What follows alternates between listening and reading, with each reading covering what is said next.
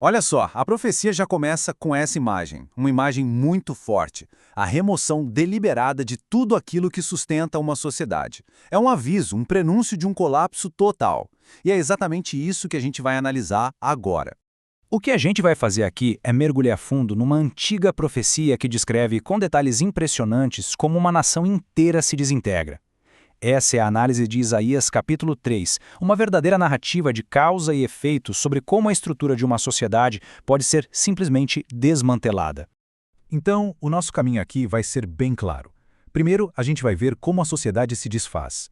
Depois, vamos investigar o porquê, a causa moral por trás dessa queda. Em seguida, a gente analisa como o julgamento atinge o orgulho pessoal. E, por fim, vamos tentar descobrir o propósito por trás de toda essa ruína. Vamos começar pelo desmantelamento. A profecia começa descrevendo algo que não é uma invasão, nem um desastre natural, não. É um desmantelamento interno, metódico, dos pilares que mantêm uma nação de pé. Sabe, quando o texto fala em sustento e apoio, ele está usando uma metáfora bem poderosa para duas coisas. Primeiro, as necessidades mais básicas, como pão e água. Mas, e isso é crucial, também se refere à estrutura de liderança, de conhecimento que guia a sociedade. E essa remoção, olha, é quase cirúrgica. Um por um, os líderes são retirados. O militar, o juiz, o profeta, o administrador experiente, o conselheiro sábio, até o artesão habilidoso. O resultado é uma sociedade que fica oca, sabe? Esvaziada de sua experiência, de sua sabedoria e de sua autoridade.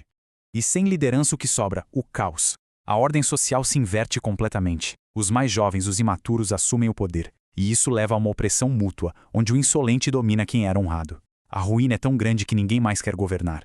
Certo, mas por que isso tudo aconteceu? A profecia não deixa essa pergunta no ar. Vamos agora para o diagnóstico da falha moral que provocou essa catástrofe toda. E aqui está o ponto central de tudo. A causa raiz foi um desafio aberto, direto, contra a autoridade divina. O texto diz que o pecado não era algo escondido, não, ele era declarado publicamente, quase como os habitantes de Sodoma faziam. Era uma rebelião cheia de orgulho. Isso nos mostra uma lógica moral fundamental na profecia, a da retribuição direta. As ações determinam as consequências, simples assim. Para o justo, o fruto bom de seus atos. Para o ímpio, a retribuição pelas suas próprias mãos.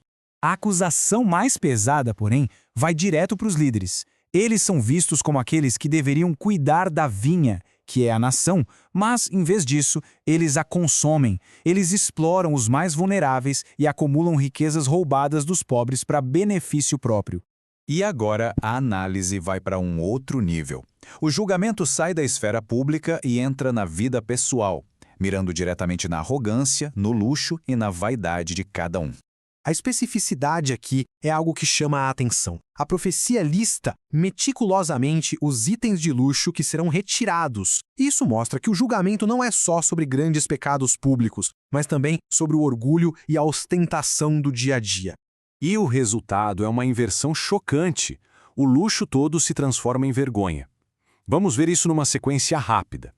Onde havia perfume, agora haverá podridão.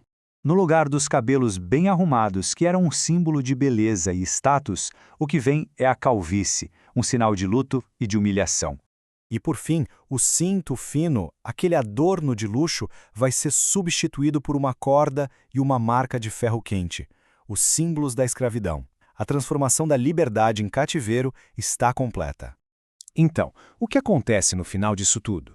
A profecia descreve uma desolação total, mas, de forma crucial, ela também revela que existe um propósito por trás de toda essa destruição.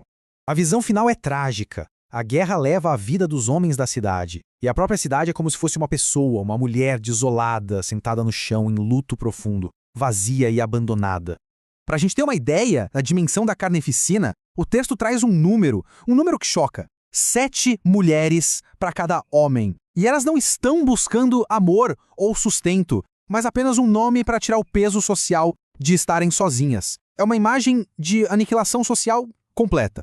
Mas, segundo a fonte, esse colapso devastador não é sem sentido. Ele serve a 3 propósitos bem claros. Primeiro, quebrar o orgulho humano. Segundo, purificar a nação, separando um grupo que se manteve fiel. E, por fim, preparar o terreno para um novo começo, um reino futuro baseado em justiça.